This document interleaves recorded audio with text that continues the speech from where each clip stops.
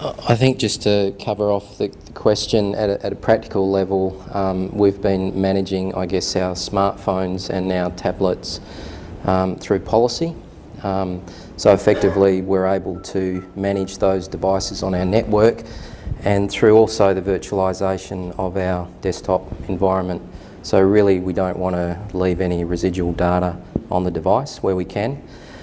Where we get a situation, and we could say through business development or sales, where they want some content on there so that can be shown to a potential customer, then we'll manage that through, I guess, our internal policy, so to speak, that the staff and the employees sign off on. So they have a level of responsibility for that device and that content. So this is where managing risk of that information, should it be lost or stolen, that we'll actually review that before we actually deploy anything. And is that, you said virtualization, is the content local, or you just keep it in the cloud and serve it as they need it? Keep it in the cloud, whether it be the internal or the external cloud, so that staff have access to that information to do their job.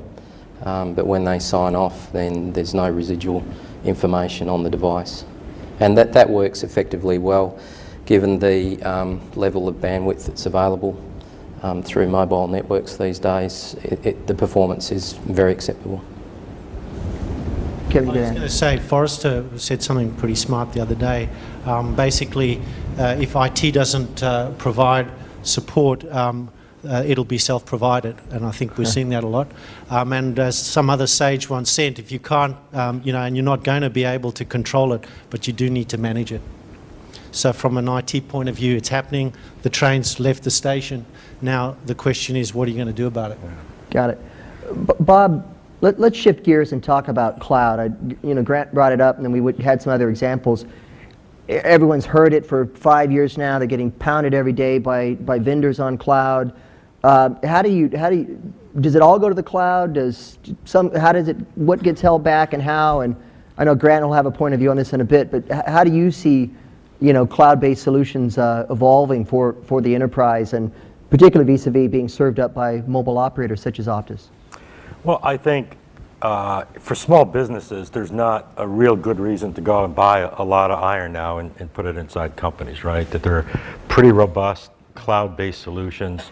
And of course, the thing that really is arising is what's the backup strategy for the cloud? So you got a cloud backup for a cloud, and we've seen outages with Google Apps, we've seen outages with Microsoft Office 365, Salesforce, and so on and so forth. And there's some interesting security things. Apple's announcement yesterday of iCloud is interesting for a couple of reasons, one of which is the lack of security around how you're going to manage that if you're going to start moving off of Dropbox, which also has some questioning cloud issues. But I think security is still a real big issue. And while Kevin was talking, I went back here. This is kind of the advantage of real-time information, because before I was an analyst, I really was an engineer and worked on a lot of IP protocols. And I'm still very concerned, and Kevin, maybe being a CTO, you've got better insight to me, but I think one of the challenges, as we're talking about tablets and smartphones, is that while we have the IPv6 day, I look at some of these cloud initiatives, and I also look at the stacks in some of these handsets, and for example, iPhone, unless they made a change today, talks IPv6 over Wi-Fi, but only IPv4 over the wide area network. And in Android, I think only version 2.1 talks IPv6. So there's all these other network layer challenges. I don't know where they go, but I think you have to be aware of them. And maybe, Kevin, you have better insight on what people need to do there, because I don't know, and it's something I'd like to know more about. That's a very common question. As we move to V6, does that open up security? Yeah. The answer I'd give is, whatever you do for V4, you've got to do for V6. There's no difference. That's at a big picture level. And indeed, when you look at V6, it's actually made security more efficient. So in other words, as we move the world forward to a V6 environment, in some ways it's more elegant in terms of its design within the stack. It's more elegant in terms of the network architecture. So in effect, being more elegant should hopefully make it less of an issue. I won't say it will go away, but the key advice we give is if you're not secure with V4, you're not going to be secure with V6, and likewise the other way around. You need to, have the same measures, the same policies, the same everything. Going from one to another is not going to make you more or less vulnerable. I think when we talk about clouds, the other point I think that needs to jump out is a lot of enterprises think as clouds as a single point of residence. And network latency, depending on the traffic type, plays a really big role, right? So there are companies out there that are very experienced in cloud, like Netflix in the consumer area, who know that there's a transaction cloud, there's a BI cloud, and there's a delivery cloud. And the delivery cloud becomes very important because the differences between asynchronous services and isochronous services create different requirements on network latency and packet orientation and so on and so forth. And so for a global entity, you have to start thinking about where the delivery side of that cloud is, and maybe it's separate from where the BI side is, or the the permissioning and authentication side of that cloud. And so that brings some very interesting new attributes to be thinking about. And this is just not for mobile. It's also, I think, true for the desktop paradigm. Getting a little geeky on this. That's Dan. pretty We geeky, gotta- I know. little too much dolphin there, right?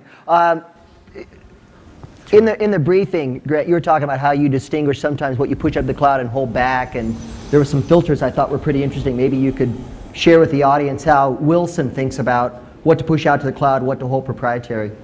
Well, I guess in percentage terms, we've kept 70% of our application footprint in the internal cloud, if we can call it that, within our data centres. And 30% we've been happy to push out into the cloud as a hosted or a software as a service. The type of applications being payroll and rostering, where we've made decisions to keep applications and solutions internal to the business is where we see that there's IP distinctly that we want to retain for a competitive advantage for the business. So I would say that we would categorise that as high risk to push that in the cloud. Things like email and that type of thing, we've still got internal to the business, but I would see in time that that is becoming a commoditised space, and it is now, and companies have engaged it. And we do use some as an external accounts as part of our DR strategies and BCP, because even though we may have 2 or 3 layers, it's always good to have external services that you can get connectivity to the outside world. I guess in some cases we're happy to watch the market evolve and mature. We all read the journals that come out and the white papers as to securing the data, where the data sits, what's the regulation behind it. I think where companies will be tested is when the next GFC comes through and some of these major players are challenged financially, and how that extrapolates into the service that you're actually getting. Because it's one thing dealing with a major player who has deep pockets and heavy reliability, but if they come under stress and then you're dealing with a third party involved with them, what does that mean to you as a business? And of course the complexity of rolling back that information. We've all gone through the journeys from the 80s, 90s, and noughties, what do we call them these days, where we've insourced, outsourced, decentralised, centralised. So cloud is sort of in that space as well, but certainly with commoditisation, rigour around service levels, I can see businesses shifting into that space. Wasn't TimeNet in 1964 cloud computing, right? 2 completely non-geek, non-CTO type comments about cloud. One is at the top end of town, some applications will never go onto the public cloud. That's what our customers are telling us. Such as? The banks, Okay. government organisations, for some very good reason, some technical, some non-technical. But what we see happening is certainly a lot of public cloud. I mean, you are all using it now, but we're seeing a lot of private cloud now. Really where the real action is in the private cloud, and a lot of that going on. So that was my first comment. The second comment, which goes back to yours, is the IT industry is very guilty of hyping this up a lot. At the end of the day, you all use cabs. Why? You all go to restaurants. Why? You all stay in hotels. Why? Because you didn't want to buy it, right? This is a build, by decision. It's very simple. And when you think about a build by decision, the technology goes away. It's all about the business. That's what it's about. And yeah, we build a lot of the Cisco stuff underneath it, but at the end of the day, it's a build by decision. It's very simple. Don't let the IT industry hoodwink you. We've sold you lots of stuff in the past that's sitting there doing nothing right now, and now we're trying to fluff up this new thing called cloud. And frankly, it's a build by decision. Well said.